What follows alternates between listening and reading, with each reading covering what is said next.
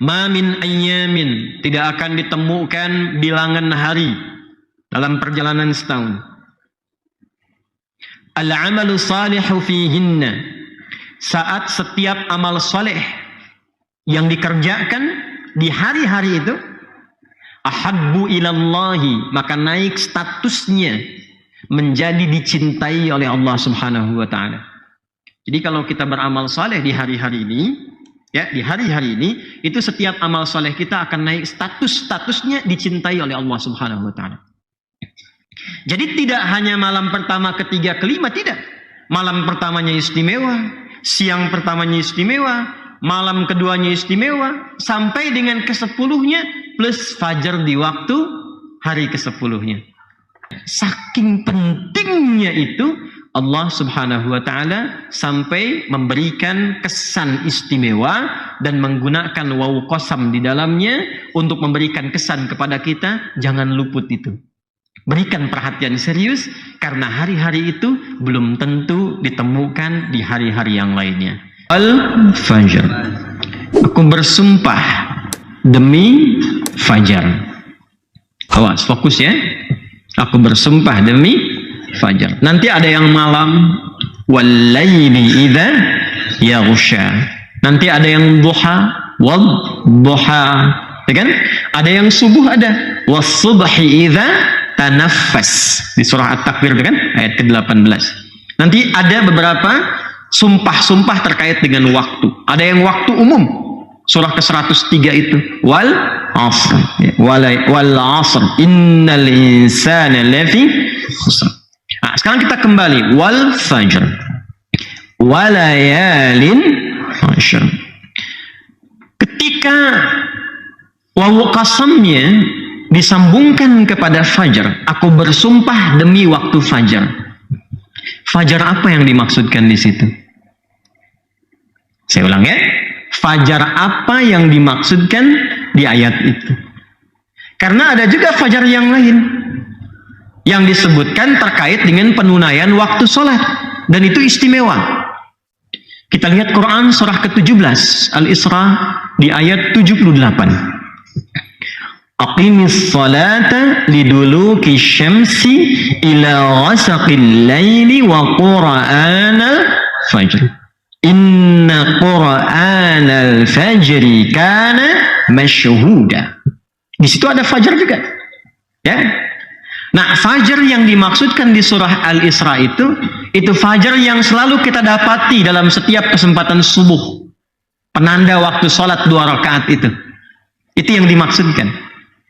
Tapi yang disumpah, yang di surah 89, yang pembukanya itu, maka yang menarik ada komentar ulama di sini. Ketika fajar itu lalu diteruskan dengan walayalin asyr, dan aku bersumpah pula, kata Allah, demi bilangan malam-malam yang 10 itu. Maka ada kemudian malam masuk sampai ke 10 malam plus fajarnya. Fajar yang ke-10 itu. Jadi ada perjalanan waktu dari malam pertama, malam kedua, malam ketiga, sampai malam ke-10, dan pas masuk fajarnya yang ke-10 itu pun istimewa. Jadi siangnya istimewa, malamnya istimewa, siangnya istimewa, malamnya istimewa, sampai ke malam ke-10-nya sangat istimewa, fajarnya beda dengan fajar biasa. Jelas? Nah, sekarang kita ingin cari, karena kalau waktu Ramadan kan rata-rata nyari malam ganjil kan, ya kan? Ganjil genapnya kan di Jakarta tuh, ya kan? Ya, tapi pencarian ganjilnya sampai ke masjid ya, di 10 hari terakhir Ramadan itu kan. Tapi kalau yang ini ganjil genap berlaku semua. Ayat 3-nya wasyaf'i wal watr. Yarhamukallah. Jadi tidak hanya malam pertama, ketiga, kelima, tidak. Malam pertamanya istimewa, siang pertamanya istimewa, malam keduanya istimewa, sampai dengan ke-10-nya plus fajar di waktu hari ke-10-nya. Maka yang dimaksudkan apa? Karena ini bukan Ramadan maksudnya. Bukan Ramadan. Maka ditafsirlah langsung oleh Nabi SAW. Ditangkap kalimat Nabi itu oleh beberapa sahabat. Di antara yang menangkap kalimat Nabi ini adalah sahabat junior. Masih belia usianya. Ya, Nabi SAW meninggal itu usianya masih rentang antara 13-15 tahun. Tapi sangat luar biasa. Hafal 2000 hadis. Di antara sekian hadis yang beliau hafal itu adalah hadis tentang keutamaan yang 10 ini. Maka disampaikanlah oleh beliau namanya Abdullah, anaknya paman Nabi Abbas radhiyallahu taala anhu, maka dikenal dengan Abdullah Ibnu Abbas radhiyallahu taala anhuma, disingkat dengan Ibnu Abbas. Ini bagian pertama.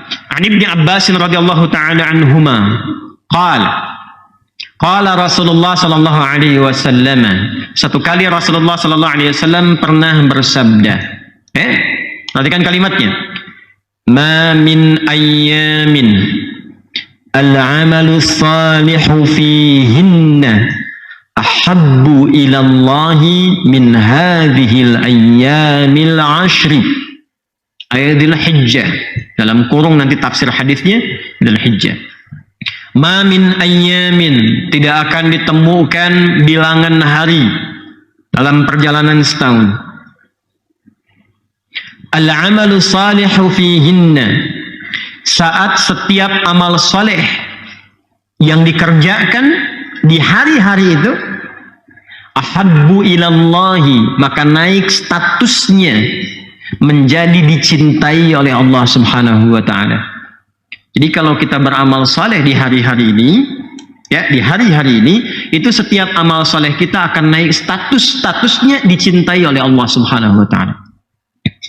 Di amal lain belum tentu. Ramadan, ya, Anda salat, Anda puasa. Puasa Anda benar, salat Anda benar, Anda dapat pahala. Diberikan pahalanya berkali-kali lipat, tapi belum tentu amalannya langsung punya nilai dicintai oleh Allah Subhanahu wa taala. Jelas? Jadi masing-masing punya keutamaannya. Teruskan. Min hadhil ayyamil ashri. Tidak ada perjalanan hari dalam setahun itu dibandingkan dengan 10 hari pertama ayamin Dzulhijjah, yaitu di awal bulan Dzulhijjah. Saya ulang ya, di awal bulan Dzulhijjah. Jadi ya, tuh, betul kan? Apa yang saya katakan sampai kaget tuh. Wah, iya kan. Gak apa-apa, Bu. Ya, tenang aja. Ya, jadi yang dimaksudkan wal fajr walayalin wasyaf'i wal, itu yang dimaksud adalah di antara tafsirnya 10 hari pertama di bulan Dzulhijjah. Saking pentingnya itu Allah Subhanahu wa taala sampai memberikan kesan istimewa dan menggunakan waw qasam di dalamnya untuk memberikan kesan kepada kita, jangan luput itu. Berikan perhatian serius karena hari-hari itu belum tentu ditemukan di hari-hari yang lainnya. Pertanyaannya, ada apa di situ? Bagaimana status amal ketika dicintai oleh Allah, dan apa yang harus kita kerjakan di rentang waktu itu? That's it? Yuk kita mulai. Di antara amalan yang dianjurkan untuk dioptimalkan di 10 hari pertama Dzulhijjah itu, rumus nabinya adalah amal saleh. Amal saleh. Karena kalimatnya jelas, ma min ayyamin al-amalu salihu fihinna. Amal saleh. Sekarang yang penting kita lakukan adalah untuk mendetilkan apa amal soleh yang mungkin kita lakukan itu. Amal soleh itu wujudnya ada 2 secara umum. Ya? Amal soleh wujudnya ada 2 secara umum. 1, meningkatkan yang taat. Meningkatkan yang taat. Ma'ruf kalau dalam bahasa Quran. Meningkatkan yang taat, dalam kurung ma'ruf.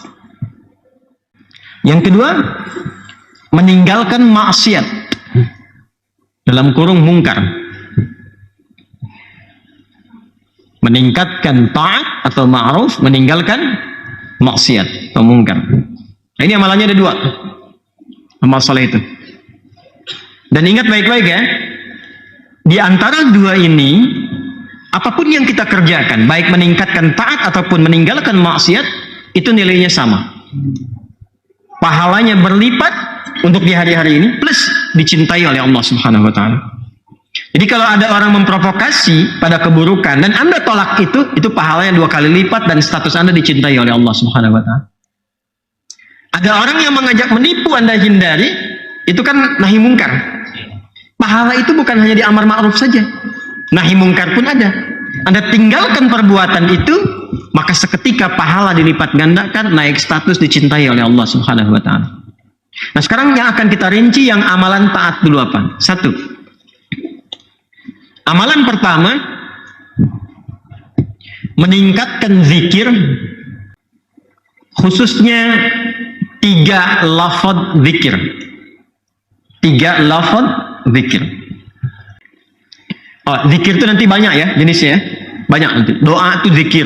Quran surah ke-7 ayat 205. Salat itu zikir. Quran surah ke-20 ayat ke-14. Ya. Kalimat thayyibah yang pasca salat subhanallah alhamdulillah itu zikir ya. Quran surah ke-4 ayat 103. Banyak nanti. Baca Quran itu zikir karena Qurannya disebut zikir. Quran surah ke-15 kan ayat yang ke-9. Cuman yang dimaksud di sini nanti yang di-highlight oleh para ulama hadis itu ada 3. 1, bacaan takbir Allahu Akbar. Bacaan takbir Allahu Akbar. Ini ringan ya, tapi nanti nilainya tinggi, mahal ini. Saya mohon 10 hari ini aja ya. Sampai nanti tambah 3. Takbir, kedua tahlil la ilaha illallah. Takbir itu Allahu Akbar. Kedua tahlil la ilaha illallah. Ketiga tahmid alhamdulillah. Takbir, tahlil dan tahmid. Allahu Akbar, la ilaha illallah dan alhamdulillah. Sebentar. Tadi sudah teman-teman catat yang Al-Baqarah ayat 185 itu? Yang ujungnya kan? Baik, kita akan masuk ke sana. Takbir itu biasanya diungkapkan, dibacakan umumnya dalam 3 keadaan. 1, sebagai penunjuk ketaatan dalam ibadah. Ya, untuk meningkatkan ketaatan dalam ibadah ditunjukkan lewat takbir. Paling gampang gini, sholat dibuka dengan apa? Takbir. Nah itu ya, Allahu Akbar, ingin memberikan kesan bahwa ini saya serius ingin mengagungkan Allah lewat ketaatan beribadah. Karena itu sejak azan pun kalimat pembukanya apa? Allahu Akbar. Ya? Allahu Akbar, Allahu Akbar. Jelas? Maka takbir pertama itu biasa digunakan untuk menunjukkan tingkat ketaatan dalam ibadah. Kedua, takbir itu bisa berfungsi untuk memohon kekuatan dalam berjuang. Ya, kita nggak usah jauh-jauh ke era Nabi, era sahabat. Para pahlawan nasional kita ketika berjuang, apa teriakannya? Allahu Akbar. Ya kan? Bung Tomo kan Allahu Akbar kan? Waktu di Surabaya itu. Dan semua pejuang-pejuang kita, Allahu Akbar, Allahu Akbar, Allahu Akbar. Ada nasidnya kalau nggak salah itu ya, Allahu Akbar, Allahu Akbar. Kalau nggak salah ada nasid itu. Itu perjuangan, bukan era kemerdekaan kita itu. Jadi, kalau nggak salah ada itu, itu nasid perjuangan kemerdekaan dari para pejuang kita itu. Ya, makanya nanti kalimat Allah melekat di preambul undang-undang. 1945 itu, atas berkat rahmat Allah yang Maha Kuasa. Allah yang Maha Kuasa itu Allahu Akbar. Dan dengan didorongkan oleh keinginan luhur. Nah itu kan keinginan luhurnya belakangan. Jelas ya? Dari sini nanti turun dasar negara yang Pancasila sila pertama, ketuhanan yang Maha Esa. Penjelasnya di pasal 29 ayat kedua. Ayat 1-nya untuk negara, pasal 29 ayat 1, negara berdasar atas ketuhanan yang Maha Esa. Nah, pasal 29 ayat 2-nya, negara menjamin kemerdekaan tiap-tiap duduk untuk memeluk agamanya masing-masing dan beribadah menurut agama dan kepercayaannya itu. Jadi karena spirit kemerdekaan kita itu membawa nilai-nilai spiritualitas, nilai ketuhanan, itu dibawa dalam dasar negara, termasuk di pendidikan. Tuh, adik-adikku yang belajarnya, atau teman-teman yang dosen di kampus, coba buka Undang-Undang Sisdiknas tuh. Ya, nomor 20 tahun 2003. Ya, buka yang poin menimbang itu. Penimbang pasal B yang kedua. Ya, awas tuh. Undang-Undang Dasar 1945 mengamanatkan kepada ya pemerintah untuk mengusahakan satu sistem pendidikan, awas nih lihat ya, yang meningkatkan keimanan dan ketakwaan pada Tuhan yang Maha Esa serta akhlak mulia. Awas tuh ya, serta akhlak mulia. Jadi tujuan pendidikan pun itu meningkatkan keimanan dan ketakwaan. Jadi kalau Anda pintar, orang Indonesia, tapi nggak takwa, kurang nasionalis. Karena undang-undangnya mengamanatkan bukan cuma pintar, tapi beriman dan bertakwa. Ya, jadi yang dipakai di sini tuh bukan kurikulum barat di Indonesia tuh. Ini saya bicara undang-undang ya. Bicara undang-undang nih. Jadi artinya apa? Itu bagi kita orang Islam, ya, itu sudah tafsir tersendiri dari spirit Al-Quran yang kita pelajari. Jadi ketika kita belajar, jadi pintar, niatkan ibadah, bukan cuma mengamalkan Quran, tapi mengamalkan amanat undang-undang pendidikan kita. Ya, makanya ngaji, baca itu. Ya, jelas ya? Halo? Jelas tidak? Ya, balik lagi ya. Jadi yang pertama, takbir. Satu, untuk menunjukkan ketaatan dalam ibadah. Yang kedua, penanda, ya, pemohonan kekuatan dalam berjuang. Yang ketiga, takbir bisa digunakan untuk mensyukuri nikmat yang Allah berikan. Tanda syukurnya bisa lewat takbir, bukan hanya hamdalah. Ya, bukan hanya hamdalah, tapi kita ungkapkan lewat takbir untuk menunjukkan keagungan Allah yang menitipkan atau menganugerahkan nikmat itu kepada kita. Biasanya kan gini, kalau sudah kita merasakan sesuatu, pemberian yang tinggi, kita menyanjung orang yang memberikan. Ada orang dikasih hadiah misalnya, Masya Allah Ustadz itu begini, Masya Allah orang itu begini, kan disanjung kan? Cara menyanjung Allah itu dengan mengagungkannya. Ketika Allah memberikan sesuatu yang tinggi kepada kita, maka kita bertanya bagaimana cara menyanjungmu ya Allah? Maka agungkan ia. Agungkan ia. Karena itu ketika kita akan sujud, pembuka keagungannya lewat takbir Allahu Akbar. Kemarin puasa Ramadan ya, dapat nikmat tidak? Lebih tenang tidak? Lebih nyaman tidak? Lebih enak tidak? Itu semua nikmat kan? Kita harus syukuri ya. Bagaimana cara mensyukurinya? Turun ayat. Walitukabbirullaha ala ma hadakum wa la'allakum tashkurun. Al-Baqarah 185. Puncak kasih yang Allah berikan kepada hambanya adalah mencintainya dan menggugurkan semua dosanya. Itulah alasan kenapa kita banyak bertakbir, karena kita sedang diberikan satu anugerah yang besar yang tidak diberikan di hari-hari lainnya. Cinta Allah Subhanahu wa ta'ala. Itu dalilnya kenapa kita memperbanyak takbir. Kapan dimulai takbir? Nah, ini yang harus kita biasakan. Kebanyakan mulainya itu ketika masuk hari ke-10. Yo, betul kan? Ya kan? Ketika mau sholat mulai kan? Allahu Akbar, Allahu Akbar. Atau minimal pindah maghrib kan? Masuk hari H untuk hari raya, pada maghrib baru takbir kan? Ternyata sahabat dulu tidak begitu. Khusus untuk yang 10 hari Dzulhijjah, kapan dimulai takbirnya? Yuk kita lihat. Sahih Al-Bukhari. Nomor hadis 969. Saya bacakan ya. Tadi saya katakan subtopik yang ke-11 kan? Bismillahirrahmanirrahim. Subtopik yang ke-11. Qala babu fadlil amali fi ayyamit tasyriqi. Bab tentang keutamaan amalan di hari-hari tasyrik. Ini sudah masuk ke 11, 12, 13 kan? Menariknya babnya tentang keutamaan hari tasyrik, tapi diulasnya sejak masuk di hari pertamanya sampai ke 13. Makanya saya tadi katakan di awal 10 plus 3 kan? Dan kita baru mulai 10-nya kan? Yuk kita baca. Wa qala Ibnu Abbas, dan Ibnu Abbas radhiyallahu taala anhuma menyampaikan firman Allah Subhanahu wa taala, a'udzubillahi minasyaitonir rajim, terkait hari tasyrik. Wa dzkurullaha fi ayyamin ma'dudat. Al-Baqarah ayat 203. Ayyamul 'ashri wal ayyamul ma'dudat ayyamut tasyrik. Ketika disebutkan Ibnu Abbas radhiyallahu taala anhuma mengutip tentang keutamaan hari tasyrik, dalilnya Al-Baqarah ayat 203 seperti tadi saya bacakan, lalu Al-Imam Al-Bukhari merinci di bawahnya. Perhatikan. Ayyamul ashri wal ayyamul ma'dudat ayyamut tasyrik. Perhatikan. Ini menunjukkan tentang keutamaan 10 hari pertama di bulan Dzulhijjah plus 3 hari di hari tasyriknya. Lalu apa respon sahabat utamanya ketika mengetahui keutamaan ini? Teruskan. Ini kita baru masuk ke judul loh. Ya. Wa kana Ibnu Umar wa Abu Hurairah radhiyallahu taala anhuma.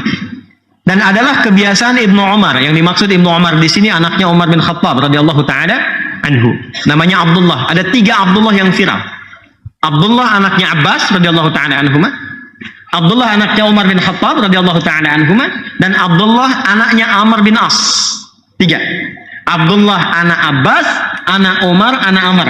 Jelas ya? Dan 3-3-nya luar biasa. Istimewa tuh. 3-3-nya istimewa. Nanti lain waktu kalau nyampe disebutkan, kita bahas kemudian sirahnya. Dan adalah kebiasaan Ibnu Umar radhiyallahu taala anhuma dan Abu Hurairah. Abu Hurairah nama aslinya Abdurrahman bin Sakhar. Apa kebiasaan beliau itu ketika masuk kepada awal-awal bulan Dzulhijjah? Ini bukan langsung masuk tanggal 11, 12, 13. Dari sejak awal. Wa kana Ibnu Umar, adalah kebiasaan Ibnu Umar radhiyallahu taala anhuma wa Abu Hurairah radhiyallahu taala anhu yakhrujani ila as-suqi fi ayyamil 'ashri. Tolong catat. Mereka bahkan sudah mulai keluar masuk pasar-pasar sejak mulai pertama Dzulhijjah, hari 1. Hari pertama sudah mulai keluar pasar-pasar. Apa yang dilakukan? Yukabbirani wa yukabbiran nas. Mereka mulai bertakbir dan mengisyaratkan, membimbing ya orang-orang yang ada di pasar itu supaya tahu itu awal untuk bertakbir. Jadi takbir itu dimulainya ya, disunnahkannya bukan sejak masuk hari ke-10. Ini hari pertama perbanyak takbir. Sebab Allah memberikan cintanya itu bukan sejak hari ke-10. Sejak hari pertama cinta Allah sudah diturunkan. Maka cara mensyukurinya takbir kita. Allahu Akbar, Allahu Akbar, Allahu Akbar. Yang punya rumah makan, kan? Yang punya di mal-mal, punya kios-kios, boleh sejak hari pertama tuh pasang takbirnya. Kalau capek ganti pakai kaset rekam. Allahu Akbar, Allahu Akbar, Allahu Akbar. Ya. Pak, belum kurban. Iya, kurban kan dicari dari ke-10. Yang aku cari sekarang cintanya Allah. Itu. Apa dalilnya? Al-Bukhari, topik ke-13, subtopik yang ke-11. Ya, sebelah kanan paling atas paragraf yang kedua. Gitu. Jelas ya? Ini belum banyak diketahui kan? Tahunya kan hari ke-10 aja, sampai hari ke-13. Mulai. Ya, biasakan oleh kita takbir ke rumah, takbir di kantor, takbir Allahu Akbar, Allahu Akbar. Tapi bukan cuma di lisan, diungkapkan itu supaya sampai ke hati. Ya, jadi manfaat zikir itu ingatnya sampai ke hati. Kalau sudah sampai ke hati, terasa nanti cahaya iman itu. Karena iman itu puncaknya di hati. Ya, pusat iman itu di hati. Innamal mu'minuna alladzina idza dzukirallahu wajilat qulubuhum, bukan ru'usuhum. Bukan lisanuhum, tapi wajilat qulubuhum. Nah, wajilat qulubuhum itu latihannya lewat lisan. Jelas ya? Nah, jadi ini yang ingin saya katakan pertama kali. Fi ayyamil 'ashri yukabbirani wa yukabbirun nasu wa yukabbirun nasu. Dan orang-orang ikut bertakbir. Jadi begitu mereka berdua bertakbir, tahu, oh ini mah sahabat Nabi. Ini mewarisi ilmu Nabi. Pasti ini ada petunjuk dari Nabi. Wa yukabbirun nasu. Begitu beliau berdua bertakbir, maka orang-orang ikut bertakbir. Masya Allah. Jangan malu itu. Jangan malu, masa beribadah malu? Undang-undang menjamin pasal 29 ayat 2. Ya, dan nggak akan ditangkap polisi. Ya, polisi kalau bisa ikut takbir, TNI ikut takbir yang muslim-muslim. Ya kan, kita ikut takbir di sunnah. Ya kan? Ya, sesuai dengan tempatnya, bukan lagi upacara hormat Allahu Akbar ya. Disiplin kena. Jelas ya? Nah, pada tempatnya secara proporsional. Tapi ungkapkan ekspresi syukur kita atas cinta Allah yang diberikan itu dengan rasa bangga, bukan dengan rasa malu. Ya, makanya akhwat tuh berjilbab jangan malu, jilbab. Negara melindungi, ya kan? Kemudian juga Quran memberikan apresiasi dan tinggi di hadapan Allah. Antum jangan malu, takbir kita. Jelas ya? Halo, jelas? Alhamdulillah. Ya, sejak kita mulai ini. Dan apa yang paling menarik? Wa yukabbirun nasu bitakbirihima, maka orang-orang pun ikut takbir karena takbir keduanya. Wa kabbara Muhammad bin Ali khalfan nafilati. Masya Allah. Dan Muhammad bin Ali itu selalu mulai takbir setelah menunaikan nafilah. Dia di hari sejak hari pertama itu. Kalau sudah salat fardu, salat sunnah sendiri bertakbir. Takbir Allahu Akbar, Allahu Akbar, Allahu Akbar. Nah, itu sudah dimulai itu. Ya, hari-hari pertama kita mulai banyak bertakbir. Silahkan masuk kendaraan. Ini pulang sini nih, ya, daripada komen yang nggak jelas tuh, isi takbir. Halo, ya, isi takbir sambil jalan. Allahu Akbar, Allahu Akbar. Cilok Pak, Allahu Akbar. Alhamdulillah. Jelas ya? Masya Allah. Nah, jadi ini amalannya ada, dalilnya ada. Agak cepat. Kita minta 5 menit lagi apa? 5 menit ya? Mudah-mudahan sampai. Lebih alhamdulillah. Lalu selain takbir apa kurikulumnya? 1, saya cepat. Tingkatkan amalan fardu melalui peningkatan amalan sunnah. Tingkatkan amalan fardu melalui peningkatan amalan sunnah. Salat ada yang fardu? Berapa rakaat? 17 rakaat. Berapa waktu? 5 ya. Nah, nanti setelah salat fardu itu tingkatkan zikir yang tadi itu, takbirnya, tahlilnya, tahmidnya, ya. Yang subhanallah, alhamdulillah, Allahu akbar tambah dengan tahlil la ilaha illallah, ya. Tambah dengan la ilaha illallah. Jelas? Baik. Nah, setelah itu tingkatkan amalan sunnahnya. Salat ada yang fardu, ada yang sunnah tidak? Mulai sekarang, seperti pernah kita tuliskan sebelum Ramadan, semua jenis salat sunnah keluarkan sekarang. Dawamkan 10 hari pertama ini. Jelas? Malam ada salat apa saja yang sunnah? Subuh kan sampai ke pagi, terus ke siang sampai ke sore. Mahal karena salat yang kita tunaikan sekarang ini dicintai oleh Allah Subhanahu wa taala. Jelas? Baik. Ini maaf ya, butuh ampunan kita nih. Kalau semua orang Islam khususnya di Indonesia aja kerjakan dengan benar, jadi orang baik semua. Ya, kalau Anda pejabat jadi pejabat yang baik, Anda pengajar jadi pengajar yang baik, Anda rakyat yang baik. Kalau semua orang baik, berkah turun. Ya. Baik, zakat wajib bukan? Wajib. Kalau wajib pasti ada yang sunnah. Apa itu sunnahnya? Infak, sedekah. Maka mulai sekarang coba punya anggaran untuk infak, sedekah. Ya. Jangan diartikan dengan uang saja. Makanan bisa. Ya, ada taklim di mana aja, jangan harus taklim di sini. Ya, taklim di tempat lain misalnya Anda punya kelebihan, datang Anda. Bawa makanan dari rumah misalnya, bagi dengan yang di sampingnya. Ya, walaupun misalnya cuma air 1 gelas cup itu ya. Atau misalnya Anda kurma beli berapa, 10.000 dapat misalnya 20 satu-satu dibungkusin dari rumah, nggak apa-apa. Niatkan ikhlas untuk mengamalkan ini. Barangkali cinta Allah itu turun di salah satunya dari 20 itu. Ya, jangan dilihat betapa mahalnya, tidak. Ya, mulai yang dagang-dagang itu. Niatkan sebagiannya. Tapi Anda juga jangan tidak sopan. Pak, Bu, seharusnya untuk 10 hari pertama, dengar nggak tadi Ustaz ceramah?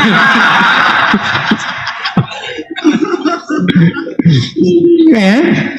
Baik, kayak yang punya pakaian lebih, yang punya makanan, cari teman-teman dekat, tetangga, kerabat dan sebagainya, bagi. Niatkan untuk mencintai Allah Subhanahu wa taala hari ini. Jelas? Baik, 3, Quran. Hatam, usahakan hatam ya. Hari ke-10 tuh hatam tuh malamnya. Jadi tinggal bertakbir malamnya. 30 bagi 10 berapa? 3 juz. Per hari 3 juz. Bismillah. Ya, gampang kok itu. Ya, insyaallah. Kalau mau dalam sepekan bisa. Bahkan 6 hari. Sehari 5 juz. Ya, cara paling gampang gini supaya nggak kerasa, bagi setiap waktu sholat. 5 juz dibagi waktu sholat, berarti sekali waktu sholat berapa? 7 juz. Kalau susah, bagi 2, sebelum sholat, setelah sholat. Jadi kalau kita ngajinya begitu, selesai. Insya Allah. Ya. Jadi kalau misalnya 1 juz itu 141 ayat di Al-Baqarah plus Al-Fatihah, dibagi 2 kan berapa? Sekitar 70-an kan? 70 teman-teman, kalau itu dibagi 70 ayat misalnya, sebelum sholat, berapa banyak sih bacanya? Ya kan? Berapa lama bacanya? Ya, kalau 10 ayat itu kita butuh misalnya 2 menit, berarti cuma 14 menit, 15 menit investasinya. 15 menit sebelum sholat, 15 menit setelah sholat. Kalau konsisten seperti itu, untuk 10 hari ini aja, 6 harinya langsung khatam Quran 30 juz. Selebihnya tinggal doa. Jelas? Sholat sunnah sudah, infak sedekah sudah, baca Quran sudah, kemudian yang ketiga. Yang keempat, baik. Kalau Anda ingin gabungkan semua itu, digabungkan, amar ma'rufnya ada, nahi mungkarnya ada, puasa. Saya ulangi, puasa. Boleh dari sejak hari pertama. Saya ulang, boleh dari sejak hari pertama. Awal Dzulhijjah, kedua, hari ketiga, hari keempat, hari kelima, terus sampai hari ke-9. Ya, kalau misalnya tidak memungkinkan, diperbanyak. Misal hari pertama, kedua, ketiga istirahat, hari keempat puasa, kan? Hari kelima istirahat lagi, 6 istirahat, 7 puasa. Jelas? Kalau tidak memungkinkan juga, maka yang hari-hari terakhir, hari 9 Dzulhijjah. Ya, 9 Dzulhijjah dikenal dengan puasa bersamaan dengan hari Arafah. Jelas? Hari ke-9 Dzulhijjah. Kalau ingin pengantarnya dari tarbiyah, dari 8 dia boleh. Ya, misalnya saya agak berat kalau dari hari 1, maka silahkan incar yang 8 dan 9. 1 sampai 7 kita penyesuaian dulu. Penyesuaian. Kalau mampu dilakukan, apa yang didapatkan? Siyamu yaumi Arafata. Ingat, yukaffiru sanatal madiyah wal baqiyah. Puasa yang benar ditunaikan di momen Arafah itu, hari Arafah itu, maka berpotensi menggugurkan dosa setahun berlalu. Dan perhatikan cara menerjemahkannya. Awas, jangan salah menerjemahkan. Mengampuni dosa setahun berlalu dan menjaga tidak berbuat dosa setahun yang akan datang. Awas ya. Awas, hati-hati, karena jangan salah paham. Mengampuni setahun yang lalu dan setahun yang akan datang, lalu salah paham. Udah diampuni nih setahun yang datang, udah puasa. Udah deh, ikut tali malam Jumat, HP jamaah itu diambil kan? Itu HP orang, setahun udah investasi. Salah. Karena ciri diterima puasanya adalah dengan dia bertobat di situ diampuni dosa yang sebelumnya. Dan dengan dia bertobat dijaga tidak berbuat salah di setahun berikutnya, terjaga perbuatan dia, itu maksudnya. Jelas? Baik, amalan selanjutnya nanti kurban. Amalan selanjutnya apa? Kurban. Jadi kalau ada anggaran silahkan disiapkan untuk kurban, ya kan? Tinggal nanti puncaknya saat menyembelih itu sambil kita bertakbir setelah sholat Id dan seterusnya. Pelajaran tentang itu insya Allah kita akan sempurnakan di pekan depan. Ya, pekan depan nanti khusus kita bahas tentang cara menjalani puasa Arafah.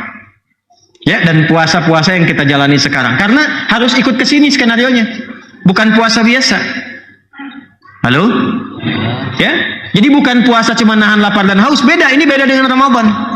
Beda dengan Senin Kamis. Puasa yang kita lakukan hasilnya harus ini, mahabbatullah. Sifat birrun itu yang harus diraih. Bagaimana cara menjalaninya? Nanti pekan depan. Pekan depan ya, insya Allah kita bahas. Insya Allah ya. Plus juga dengan kaidah kurban.